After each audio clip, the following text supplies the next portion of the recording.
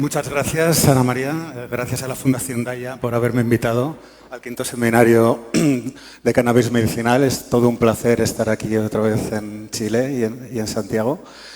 Y bueno, pues sí, no voy a hablar solamente de cannabis, voy a hablar de las drogas o de las plantas con las que trabajamos. Primero me gustaría presentar la fundación en la que trabajo, es la Fundación ICERS, que es el Instituto Internacional para la Investigación, la Educación y los Servicios en Etnobotánica. Esto quiere decir que trabajamos con plantas de origen, con plantas que han sido utilizadas de manera tradicional en otras culturas, principalmente con la ayahuasca, que es una planta que viene de la Amazonía, con la iboga, y la ibogaína, que es un alcaloide extraído de la planta, de la iboga, que es una planta que viene de Gabón y de Guinea Ecuatorial, del África subsahariana, y del cannabis, que aunque es una planta mucho más extendida, también ha tenido sus usos tradicionales y los sigue teniendo. La misión o el objetivo de ICES es tratar de cambiar las relaciones que tiene la sociedad con las plantas psicoactivas, estableciendo puentes de conocimiento y de diálogo y de intercambio intercultural entre las culturas tradicionales y el conocimiento científico actual.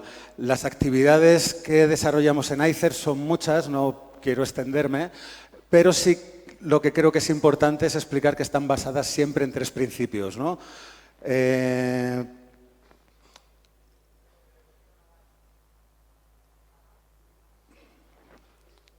¿No hay puntero?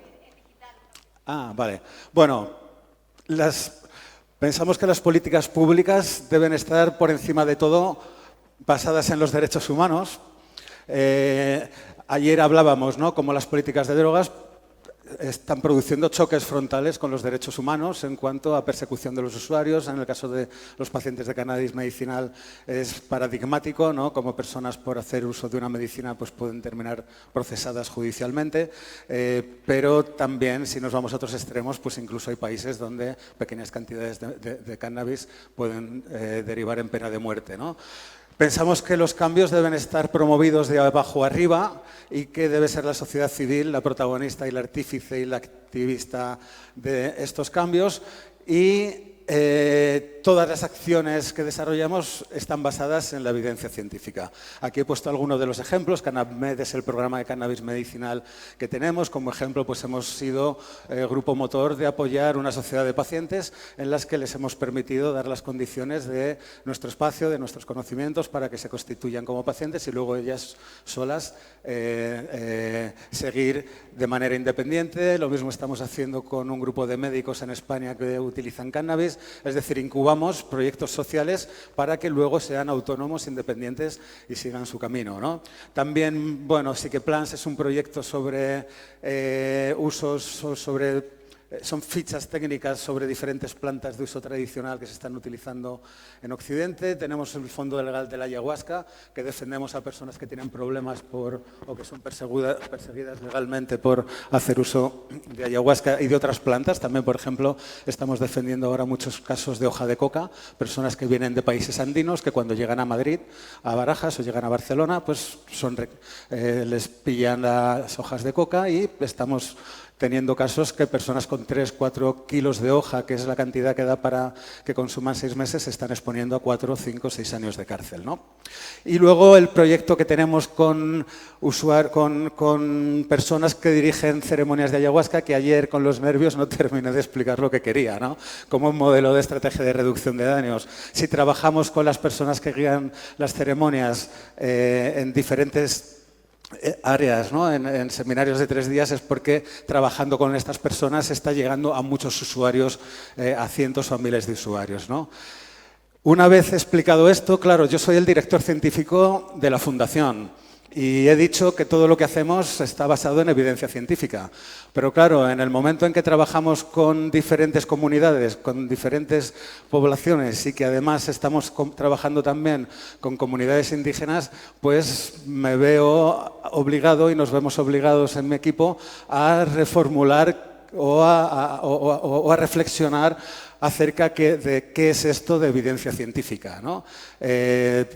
está en la voz de todo el mundo. Hace poco la ministra de Sanidad española, desde que me subí en el taxi ayer en el aeropuerto, parece que las historias que me cuentan de Chile son casi paralelas a las historias que están ocurriendo en España, ¿no? Hace unos meses la ministra de Sanidad española dijo que no había ni una sola evidencia científica que respaldara el uso médico del cannabis, ¿no? Bueno, esto es una auténtica irresponsabilidad viniendo de una ministra de Sanidad. Pero esto también nos hace reflexionar acerca de qué es la evidencia científica. Y la evidencia científica, de acuerdo cómo se entiende, como decíamos ayer también, por esta herencia de la hegemonía de la biomedicina, se entiende que es una pirámide en la que en lo más alto del todo están lo que se llaman metaanálisis, ¿no? Los metaanálisis son refritos estadísticos de ensayos clínicos aleatorizados, controlados con placebo, que es algo de lo que se ha hablado hoy mucho, ¿no?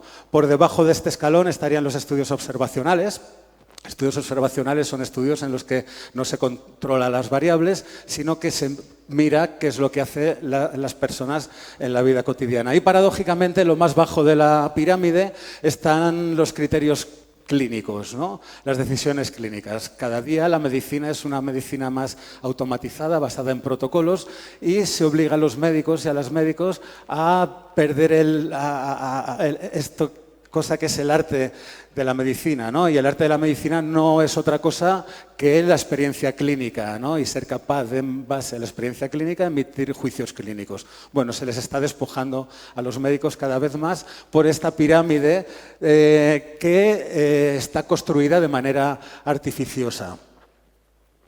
La primera vez que se instaura el ensayo clínico controlado es en el año 62, cuando una ley norteamericana, lo que era la antigua FDA, lo considera como el estándar de oro para la evaluación de eficacia en intervenciones biomédicas, tomando como modelo el modelo bacteriológico. Un modelo bacteriológico que tiene una relación bastante buena causa-efecto entre la medicina que se está tomando y, en este caso, la eliminación del virus o de la bacteria. Pero el modelo bacteriológico no es extrapolable al resto de enfermedades, y ya mucho menos si hablamos de enfermedades o de trastornos mentales, ¿no?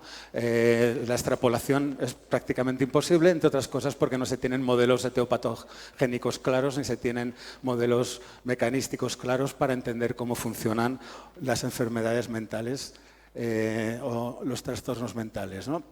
Con la construcción de la pirámide de la evidencia, la experiencia, como decía antes, y los juicios clínicos y otras disciplinas, ¿no?, como la antropología o la economía, quedan anuladas, ¿no? Y es cuando la biomedicina se vuelve hegemónica como fuente de evidencia, y esto afecta con la Convención Única sobre Estupefacientes de 1961, que establece el dogma de las políticas de drogas basadas en la evidencia. ¿Esto qué quiere decir? Que a la hora de considerar cuál es el grado de peligrosidad y, por tanto, el grado de fiscalización de una sustancia, solamente se consideran criterios biomédicos, criterios de posible toxicidad, posible dependencia y posible abuso, y toda la información o todas las evidencias que vengan a sustentar estas decisiones tienen que venir de este tipo de evidencias. Si, por ejemplo, las políticas de drogas las evaluáramos desde una perspectiva, en vez de biomédica, económica, desde un punto de vista de la economía, pues a lo mejor tendríamos que replantearnos muchas cosas, ¿no? Porque sin negar que las drogas producen daños, a lo mejor la forma en la que se gestionan las políticas de esos daños, pues dependiendo de cómo se gestionen, pueden terminar reduciendo estos daños y aumentando beneficios económicos, como veremos ahora concretamente con el caso del cannabis, ¿no? O con evidencias como la antropología, ¿no?, donde pregunta directamente a las personas cómo es la forma que tienen de vida y cómo es la forma con la que se relacionan con las drogas. Luego pondré ejemplos más concretos relacionados con nuestro trabajo. Pero, claro, ya no se cree, esta pirámide se está empezando a tambalear, ¿no? Estamos hablando que seguimos funcionando con modelos de toma de decisiones sobre salud basados en modelos que tienen ya 60 años, ¿no? Y si algo le diferencia a la ciencia de la religión es que está en constante revisión y en constante progreso, ¿no? Y cada vez empiezan a venir voces más críticas, ¿no? Por ejemplo, los ensayos clínicos aleatorizados controlados con placebo, pues es cierto que funcionan muy bien, pero funcionan muy bien en el contexto de un laboratorio. Es lo que se llama que tienen una alta fiabilidad interna. Funcionan muy bien dentro del contexto del laboratorio, donde las condiciones son muy específicas.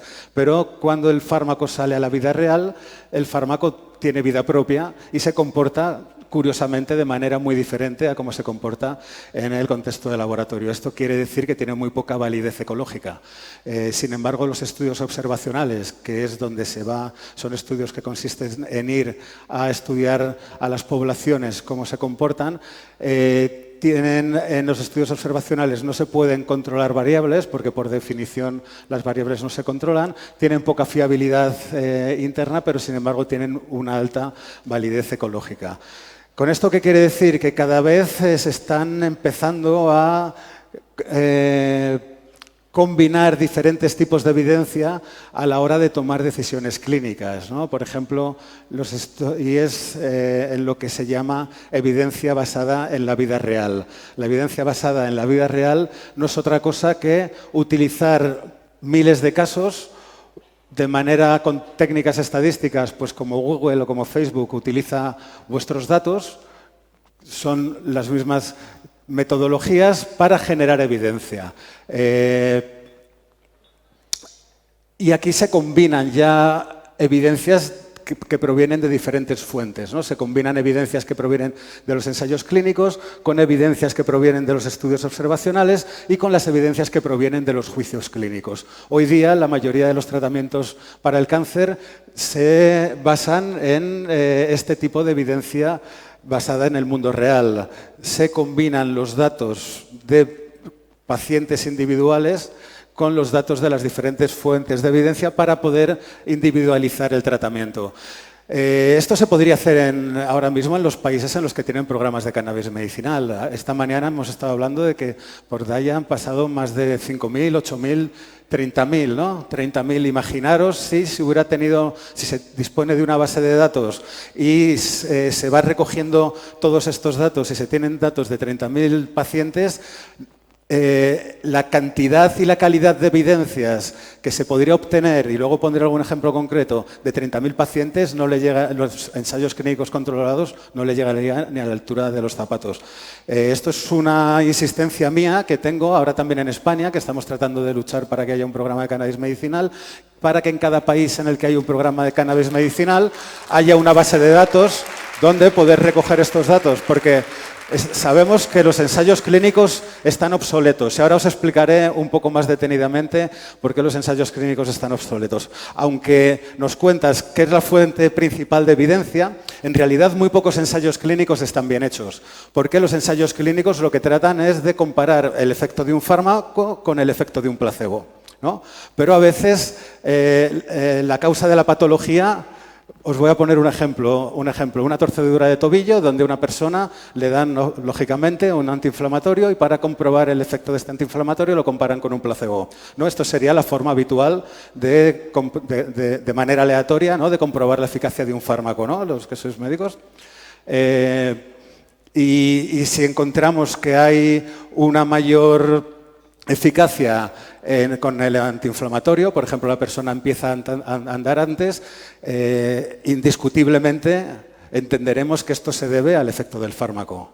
Pero si incluimos una variable que consiste en ver si las personas están escayoladas o no están escayoladas, a lo mejor la razón por la que las personas empiezan a andar antes no es porque han tomado un antiinflamatorio, sino porque además porque no están escayoladas. Eso es lo que se llaman ensayos clínicos factoriales. Muy pocos ensayos clínicos actualmente para casi ningún medicamento que se autoriza por ninguna agencia gubernamental utiliza ensayos clínicos factoriales. O sea, que cuando nos vengan a decir no hay evidencia para demostrar que el cannabis medicinal es eficaz para ninguna indicación, tendríamos que decir muéstrenme las evidencias para los medicamentos que usted está autorizando y vamos a evaluarlas con los mismos criterios. Luego hablaré un poco de lo que es más mi campo, de los psicofármacos. Los ensayos clínicos han quedado obsoletos, van a quedar en pocos años en cuanto se popularice y se empiecen a trabajar más con las evidencias basadas en la vida real, con estas bases de datos de muchos pacientes. Estamos hablando que ahora mismo desarrollar un medicamento puede llegar a costar 2 billones de dólares.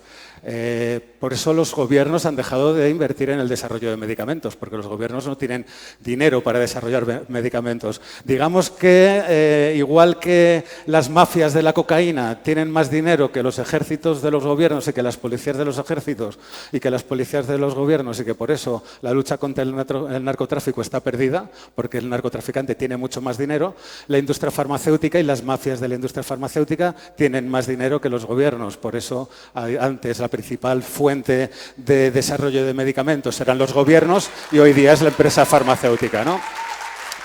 Estamos hablando que en los años 70 costaba, 60, 70, costaba como mucho $100.000 desarrollar un medicamento. Desarrollarlo desde que se tiene la idea de la molécula hasta que se pasan todas las fases preclínicas y hasta que el fármaco sale a la calle. Hoy puede llegar a costar 2 billones de dólares. Imaginaros 30.000 pacientes en una base de datos, que puedas jugar estadística y matemáticamente con esta base de datos, frente a los 2 billones para desarrollar una molécula. Esto en medicina cannábica es imposible. Si tenemos que invertir 2 billones de dólares para cada molécula, para cada uno de los más de 104 fitocannabinoides, si ya jugamos con terpenos, si jugamos con flavonoides, no va a haber vidas suficientes en el planeta para poder llegar a desarrollar todos estos ensayos clínicos. Mientras que en una base de datos puedes jugar con todas estas variables para luego poder jugar estadísticamente. Voy a hacer un paréntesis porque esto me ha recordado que ahora la Organización Mundial de la Salud, en su último informe, por fin ha reconocido el uso médico del cannabis, retirando de la lista 1 al cannabis, ¿no? Se queda en la lista 4, sigue quedando bastante fiscalizado, pero como reacción la JIFE, que es el órgano cuasi judicial de Naciones Unidas que se encarga por vigilar los convenios, en sus 2 últimos informes de 2017 y 2018, está presionando para que los programas de cannabis medicinal no estén basados en plantas ni en extractos, sino en principios activos puros que además hayan pasado las fases de ensayos clínicos. Si esto es lo que se consigue al final, que se votará en Naciones Unidas en marzo del próximo año, si esto es lo que se llega, podemos decir que la medicina cannábica, si nos acogemos a los convenios internacionales, habrá terminado. No creo que vaya a ocurrir esto. Nosotros, justo con Latinoamérica Reforma, estamos preparando un evento paralelo. Nosotros tenemos estatuto ECOSOC precisamente para, en el contexto de Naciones Unidas, discutir sobre si las regulaciones tienen que venir basadas en cannabinoides aislados que hayan pasado ensayos clínicos o, como parece que es lo más sensato, en utilizar la planta en su conjunto. Bueno, tampoco me quiero entretener mucho más aquí porque voy un poco mal de tiempo, pero ayer también se comentaba, ¿no? La sociedad civil puede hacer muchas cosas para saltarse a la industria farmacéutica. Y la realidad es que lo ha hecho. Y hay 4 ejemplos claros, que son los que quería comentar, en los que iniciativas que han venido desde la sociedad civil han terminado consiguiendo que determinadas, sobre todo plantas, se conviertan en remedios terapéuticos sin necesidad de pasar por todas las fases de desarrollo de un medicamento en ensayos clínicos. El ejemplo más claro es el cannabis, ¿no? Esta mañana lo decía también Ana María. Empezó California en el 96 con el primer referéndum sobre cannabis medicinal y a día de hoy pues casi toda Latinoamérica, casi toda Europa, Europa está República Checa, Alemania, Italia, Reino Unido, incluso Francia, que es uno de los países en cuanto a materia de políticas de drogas más retrógrados, va a iniciar un programa de cannabis medicinal. Digamos que a España, como siempre, nos estamos quedando aislados del resto del mundo, pero el cannabis es un ejemplo claro y todos estos programas se han implantado sin haber hecho un solo ensayo clínico sobre la seguridad y la eficacia del cannabis. El otro es la ibogaína, el otro es el CBD, el cannabidiol, y el otro son los hongos alucinógenos. Además, el cannabis es especialmente interesante porque rompe con todas las normas de la farmacología, ¿no? La farmacología clásica todavía vive en esta quimera en la que piensa que un compuesto muy purificado va a ser capaz de tocar una diana muy específica sin producir efectos secundarios y sin alterar al resto del organismo, ¿no? Esto lo tenemos, creo que, por ejemplo, quien tenga alergia sabe que si se toma un antihistamínico que le va a cortar los efectos de la alergia, también le va a producir somnolencia. ¿Por qué? Pues porque el principio activo que va a actuar como antihistamínico actúa a nivel sistémico y a nivel cerebral. Es muy difícil lanzar una molécula solamente directamente a su órgano diana. Pero es que el cannabis y otras drogas, como ahora también mostraré, nos enseñan que es que a lo mejor no tenemos que ser súper específicos a la hora de utilizar un fármaco. Es que a lo mejor hay sistemas, y uno de los sistemas paradigmáticos es el sistema endocannabinoide, en el que actuando de manera promiscua, redundante, por diferentes vías a la vez y tocando diferentes dianas a la vez, se obtiene un efecto mayor que con fármacos hiperespecíficos que además producen más efectos secundarios. Entonces el cannabis ha venido y además ha venido de una forma bastante virulenta porque está rompiendo los dogmas de la farmacología clásica. Y la farmacología clásica va a tener que reacomodarse no solo a renunciar al ensayo clínico como principal fuente de evidencia, no digo que haya que desterrarlo, seguirán siendo útiles los ensayos clínicos para para una parte muy importante de la investigación, pero igual que mientras que tendrán que reconocer que hay que empezar a reconocer fármacos a los que defendemos esta postura, nos acusan de brujos o de tratar de volver al chamanismo. Bueno, pues como decía Ana María Gazmuri antes, pues es un elogio, ¿no? más que un insulto. Naciones Unidas reconoce los usos médicos del cannabis. Este es el informe de la OMS, ya veremos, se tenía que haber aprobado el año pasado, no hubo consenso entre los países, sobre todo lo bloquearon Estados Unidos, paradójicamente, que la mayoría de sus estados tienen leyes de cannabis medicinal, lo bloqueó Japón y lo bloqueó sobre todo Rusia de una manera muy dura, ya veremos qué pasa en la siguiente comisión.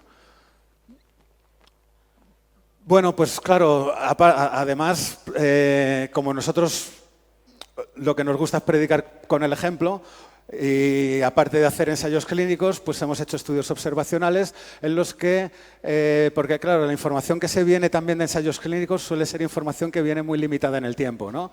Y se tiene menos información de qué es lo que ocurre con los pacientes que llevan muchos años o mucho tiempo tomando cannabis. Entonces este fue un primer estudio que nos acaban de aceptar ahí en Phytotherapy Research, en el que hicimos un seguimiento de 12 meses a pacientes, de 12 meses durante 4 meses con evaluaciones a pacientes que se automedicaban con cannabis, ¿no? Bueno, los resultados es que no encontramos una estabilidad en la calidad de vida. Esto es un resultado muy interesante porque quiere decir que, aparte de mantenerse la estabilidad en la calidad de vida en una enfermedad crónica que tiende a progresar, deberíamos haber encontrado una disminución. El cannabis, de alguna forma, como ya se ha dicho otras veces, está siendo de especial utilidad. Tampoco encontramos efectos a nivel cognitivo. Esto es también interesante porque la mayoría de los estudios que hay sobre efectos cognitivos en cannabis están hechos con voluntarios sanos, y ahora nos estamos llevando la sorpresa de que cuando se hacen estudios longitudinales con pacientes que toman cannabis, nos llevamos la sorpresa de que su rendimiento cognitivo no disminuye, ¿no? Pero si están bajo los efectos del cannabis tendría que disminuir, ¿no? Porque el cannabis produce efectos, ¿no? a nivel cognitivos. Bueno, probablemente la explicación es que los pacientes, cuando están bajo los efectos del cannabis, tienen menos ansiedad, y la ansiedad es el principal predictor de mal rendimiento neuropsicológico, con lo cual, a lo mejor, teniendo a los pacientes con unas dosis ajustadas del cannabis, no solamente no estamos produciendo daño a nivel cognitivo, sino que estamos permitiendo que funcionen mejor en su vida cotidiana.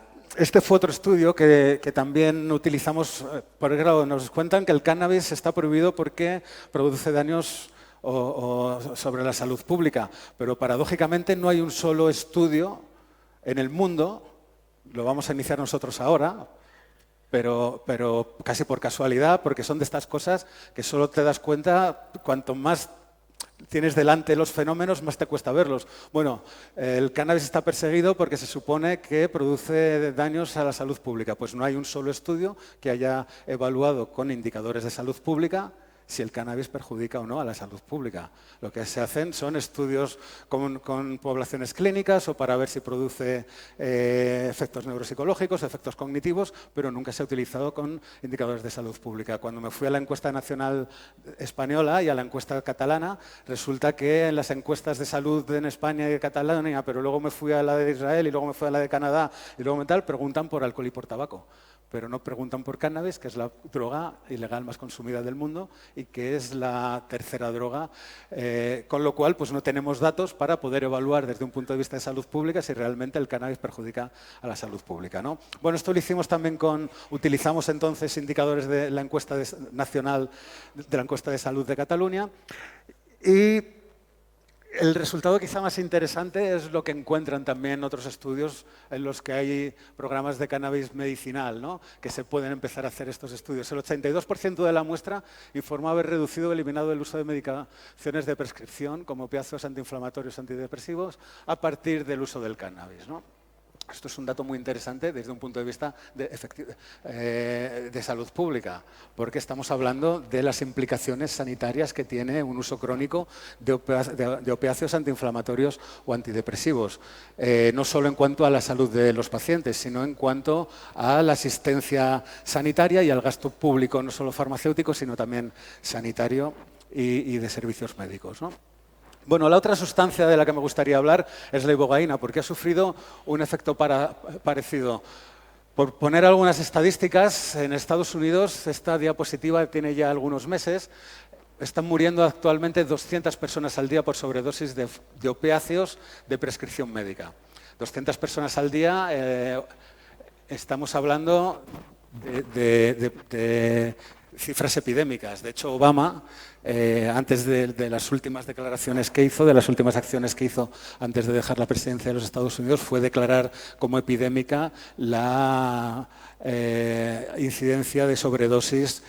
Y no se tiene, en el único tratamiento que se tiene aquí en Latinoamérica tenéis más problemas con la pasta base de cocaína, pero menos con los opiáceos, pero en Europa sí que vivimos una oleada y una epidemia de sobredosis y de muerte por opiáceos en los 70 y en los 80, y el único tratamiento que se conoce es la sustitución con metadona, que es más tóxica todavía que la heroína y que además produce un síndrome una dependencia mucho más difícil de dejar. Esta epidemia está llegando a Canadá y aunque hay algunas voces en Europa, yo creo que Europa va a ser difícil que llegue por las diferencias que hay en cuanto a los sistemas públicos de salud. Pero sabemos también que la metadona tiene una correlación negativa, las dosis de metadona, con la calidad de vida y con el rendimiento neuropsicológico. Con lo cual, pues sería deseable que las personas que están en metadona pudieran tomar las dosis más bajas posibles o incluso poder dejarlo. Como ocurría no con el cannabis, porque el cannabis hay ya evidencias de sobra, pero con ibogaína lo único que hay son algunos estudios, no hay ningún ensayo clínico controlado a doble ciego, hay estudios observacionales, hay algún caso clínico. Pero frente al drama que hemos expuesto antes, el hecho de que haya alguna evidencia anecdótica, como dicen los adalides de la medicina basada en la evidencia, cuando hay algún tipo de evidencia, se llama evidencia anecdótica, queriendo decir que bueno, pues no pasa de la anécdota. Bueno, cuando tenemos un grupo suficientemente de anécdotas, a lo mejor ya podemos empezar a pensar en que algo puede haber detrás. Bueno, hay gobiernos que no esperan a que haya ensayos clínicos controlados a doble ciego con placebo, sino que, como ha sido Nueva Zelanda, Sudáfrica o Sao Paulo, el estado de Sao Paulo, que están permitiendo el uso médico de la ibogaína para el tratamiento de las dependencias. De nuevo, esto es otro ejemplo de cómo no han sido los médicos los que han terminado validando este tratamiento, sino que debido a la organización de la sociedad civil, ha habido gobiernos que han terminado permitiendo como usos experimentales y como usos compasivos el tratamiento de la ibogaína para personas con trastorno de drogodependencias. Nosotros hicimos un pequeño piloto porque, claro, en España ya apenas hay problemas con la heroína, pero tenemos mucha gente que fueron adictos a la heroína en los años 70, 80 y que ahora llevan 15, 20 años con una dependencia a la metadona iatrogénica y que no pueden dejar la metadona. Hay personas que, por lo que sea, simplemente con bajar la dosis no pueden. Entonces hicimos un caso piloto y vimos cómo, y además los tratamientos con ibogaína siempre habían sido con dosis muy altas. Pensamos, bueno, vamos a ver qué ocurriría con dosis muy bajitas, que no ponen en riesgo o que son muy poco tóxicas, no comprometen la seguridad de los pacientes. Efectivamente, estas son las gráficas, ¿no? Después de una dosis de 150 miligramos de ibogaína, un síndrome de abstinencia que estaba 9 puntos sobre 10, en una hora estaba en 0, ¿no? Fuimos alternando el tratamiento con ibogaína con reducir progresivamente las dosis. Sí, me estoy haciendo un lío con el micro, que no sé al final cómo... conseguimos desintoxicar a esta persona y a raíz de ahí hemos empezado un ensayo clínico para el tratamiento de la metadona con ibogaína y otro ensayo clínico para el tratamiento de la dependencia en alcoholismo que tenemos en Brasil. Con el CBD no me quiero enrollar mucho. Es lo mismo, el CBD se ha autorizado en muchos países gracias a las luchas de las madres y de los padres, sobre todo de las madres, que han conseguido en países como Brasil, ¿no? O Estados Unidos, que se regularizara antes de que vinieran los ensayos clínicos. Y aquí quería poner un par de ejemplos de lo que comentaba antes, ¿no? Imaginaros lo costoso que es hacer un ensayo clínico con cannabis o con cannabinoides para, yo qué sé, investigar cualquier tipo de tumor. En España mis compañeros lo están haciendo con glioblastoma multiforme, cuando en el mundo hay millones de pacientes que están siendo tratados con cannabis para diferentes dolencias y muchos de ellos para el tratamiento del cáncer. Bueno, este es un primer estudio en el que, utilizando estas metodologías de evidencia múltiple, reportan efectos positivos de actividad antitumoral en humanos, algo muy difícil de demostrar viniendo de ensayos clínicos, o el primer estudio que se ha publicado también con una muestra muy amplia de niños con autismo. También desde esta perspectiva hubiera sido imposible a día de hoy hacer un ensayo clínico con todas las dificultades legales que hay, hacer un ensayo clínico con cannabis para el tratamiento del autismo. Muy pocos laboratorios se hubieran arriesgado a hacerlo, porque las probabilidades de éxito son bastante pobres, porque sabemos que el autismo pues, es una condición muy difícil, igual que las probabilidades de éxito en un glioblastoma o en otros tipos de cánceres, ¿no? Bueno, esto es lo que hace trabajar en la vida real. Scientific Reports es una revista bastante buena, es un grupo israelí, ¿no? Del que publicó esto. Es decir, que utilizando estas metodologías se pueden empezar a generar evidencias sin tener que depender excesivamente de... Y el último caso que quería poner era el de los hongos alucinógenos. Bueno, desde 2006 se han empezado a publicar estudios con psilocibina por diferentes grupos. Primero se empezó en la Johns Hopkins en Estados Unidos, pero ahora en el Imperial College en Inglaterra. Hay muchos estudios con psilocibina e incluso la psilocibina probablemente sea el primer fármaco alucinógeno que será de prescripción médica. Se espera para dentro de un par de años junto con la MDMA.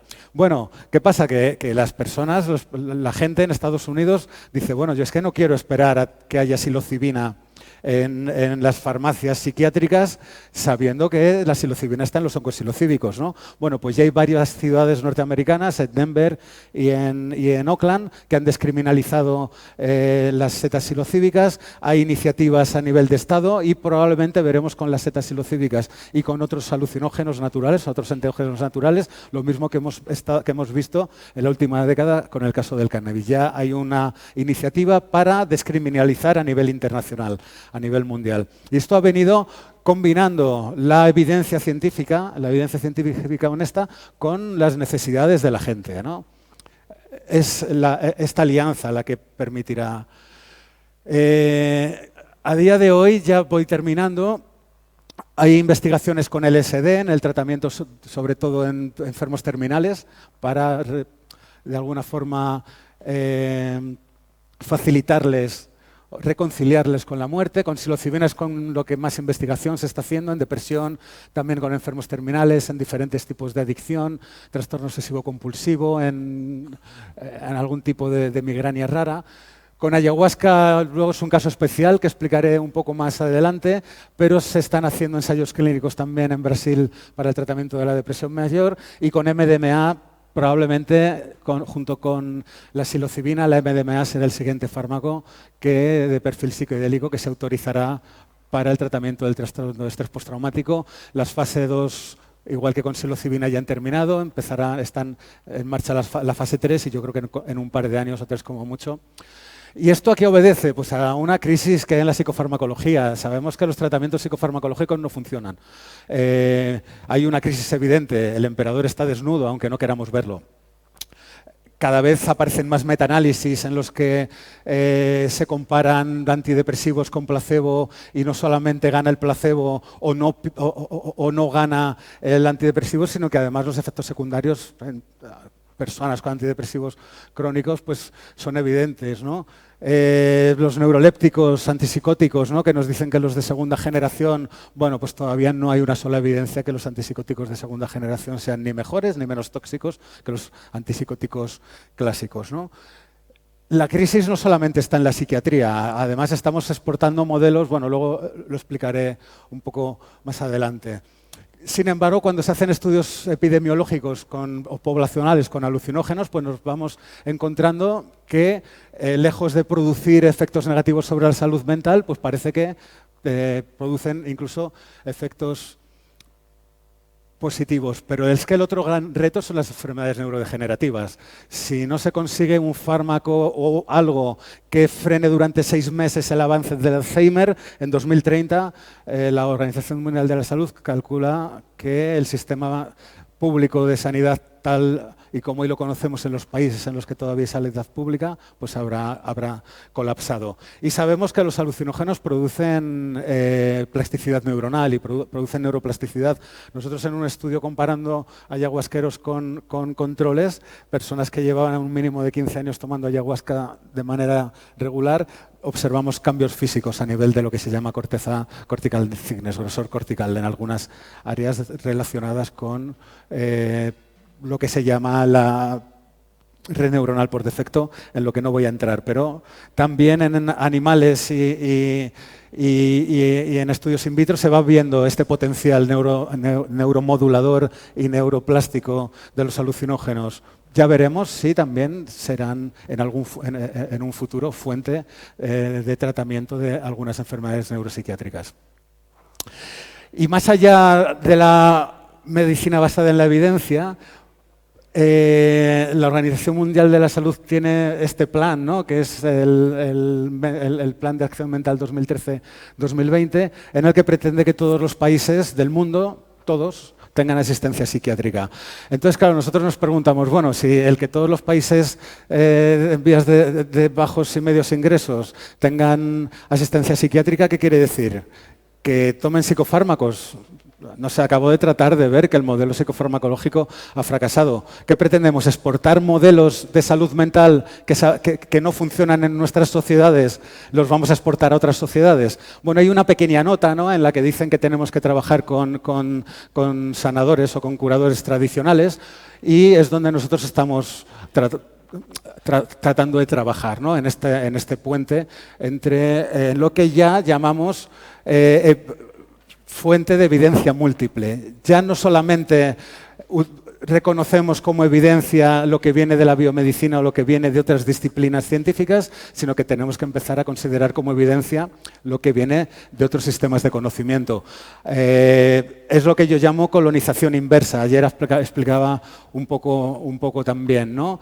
Hay una necesidad en las sociedades contemporáneas, cuando vemos que estos modelos nuestros de salud mental fracasan, en buscar soluciones en salud mental en sociedades exóticas, ¿no?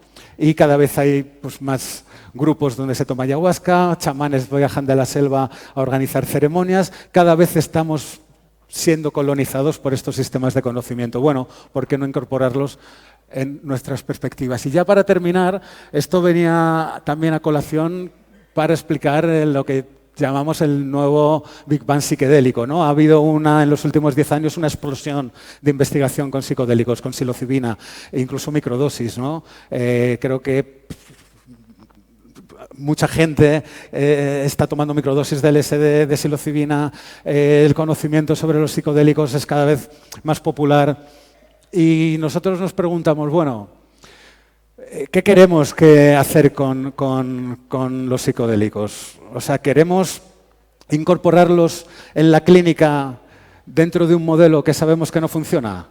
O sea, un modelo que consiste en que dos extraños, que son un médico y un paciente, se juntan en un despacho y uno le cuenta su vida a cambio de dinero. Esto es insólito en la historia de las sociedades humanas. En la historia de las sociedades humanas, los problemas de salud, pero no solo mental, sino también físicas, se han dado en los contextos comunitarios, en el seno del grupo. En el seno del grupo es donde se produce la sanación, es donde se produce la curación, es donde se produce el bienestar. No voy a entrar ahora en analizar el tema de la soledad y la pérdida de vínculos comunitarios como problema de salud pública, porque hablamos un poco de esto ayer. Si lo que pretendemos es incorporar estas sustancias en este modelo clásico, pues van a fracasar de nuevo este tipo de tratamientos. Nosotros abogamos por permitir que se deje de perseguir a los enfoques comunitarios, donde es la propia sociedad la que se autoorganiza y son los grupos los que se autoorganizan y en las comunidades tradicionales no hay una academia en la que se le da al chamán el título del chamán. El chamán se gana el título porque la comunidad lo valida. Esto es el modelo que nosotros defendemos cuando hablamos de incorporar las plantas psicoactivas en las sociedades tradicionales. Simplemente por poner un ejemplo, y ya cierro, decidimos utilizar indicadores de salud pública en usuarios de ayahuasca. Llegamos a pasar estos indicadores a 380 personas que utilizan habitualmente ayahuasca en España. Es una muestra bastante grande y más que representativa. Y no nos llevamos muchas sorpresas, ¿no? Nos encontramos que en algunas cosas pues estaban mejor los usuarios de ayahuasca, no sé, tenían menos índices de colesterol, tenían un mejor ajuste de índice de masa corporal, tenían una vida cultural un poco más rica, pero tampoco gran cosa, ¿no? Hicimos todo tipo de análisis estadísticos, lo que llamamos torturar los datos, análisis de regresión, para tratar de encontrar una relación más o menos causal entre lo que nosotros encontrábamos y el consumo de ayahuasca. Y la conclusión es que la ayahuasca no produce nada de esto. Y además sería pretencioso pensar que en lo complejo que es la vida de las personas, pretender que haya solo una cosa, que es la ayahuasca, que hace que tengan un sistema y una calidad de vida como la que encontramos. Nuestra conclusión era que la ayahuasca es una forma más de autocuidado, como es la mayor parte de consumos que se hacen con relación al cannabis. La medicina también ha tratado de apropiarse del autocuidado, renombrándolo en automedicación y patologizando a las personas que hacen uso de sustancias por su propia cuenta, convirtiéndolas en adictos por el hecho de automedicarse, y nosotros queremos devolver la dignidad a las personas que utilizan estas plantas para estar mejor consigo mismas, con su entorno, y porque lo que hacen es una forma más de autocuidado. Y son prácticas que vemos también que son perfectamente incorporables a las sociedades contemporáneas, como en su día lo fue el yoga, o lo fue el tai chi, o es la comida ayurvédica, o es la acupuntura, prácticas que no vamos a entrar a valorar si son eficaces o no son eficaces, porque no creo que tenga sentido evaluarlas desde la perspectiva de la medicina basada en evidencias, y espero que haya sido capaz de convenceros de por qué no se pueden evaluar estas medicinas desde esta perspectiva, sino que simplemente son perfectamente incorporadas en las sociedades contemporáneas sin producir ningún mal a la sociedad y probablemente mucho bienestar. Muchas gracias.